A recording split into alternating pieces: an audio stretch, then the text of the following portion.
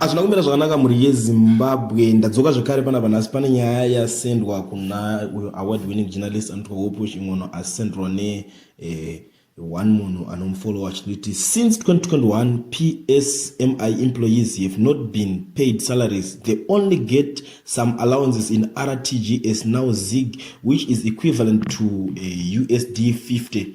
When nurses declared incapacitated and stayed home, management hires locums who they pay 20 times allowances. Employees are suffering, but it seems the government is not aware. Please investigate. Donya yasendwa matauriro yaitwa, but panapa ndiri kuzoona response yacho yaadzosera kuti dear compatriots, there is nothing to investigate here. With all these corruption scandals expose, you know where the money to pay you is going. You know who stole it, and you even know what they bought with it.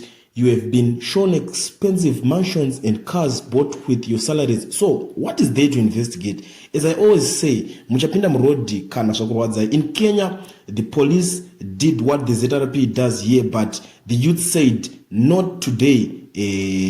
GVU muri kudyiwa makasvinura sematemba. ZANU-PF will never reform without Zimbabweans demanding those reforms in the streets. The streets are legal. It is constitutional to peacefully protest and petition the government of the day. Kana zvakurwadza muchapinda murodi munobvumidzwa nebumbiro remutemo. Ndo nyaya iri kutaurwa panapa naWopush Ing'ono achipindura nyaya yekuti vedu vanhu vangotambira $50 yakaretwa neRTGS iri kuzongodzoka ichingoenda $50. Saka nyaya iri panapa ndiye kuti iye ari kuzopindurawo nyaya ari kuti aiwa nyaya iyoyi haitogadzirike nemuromo zvamukutaura zvokuzonzi muda kuti investigate tione kuti chii zvokunzi government haisi kuziva mari yenyu muri kuziva kweri kuenda. So ari kukurudzira vanhu kuti vapinde murodi kana vachida, hanzi kana muchinge maneta nazvo, hanzi the only way yamungakwanisa kuita izvozvo kupinda murodi motanga kujamuka. Asi unongoiziva Zimbabwe chokwadi akomana ati kunyeberana haha unongo uchinzi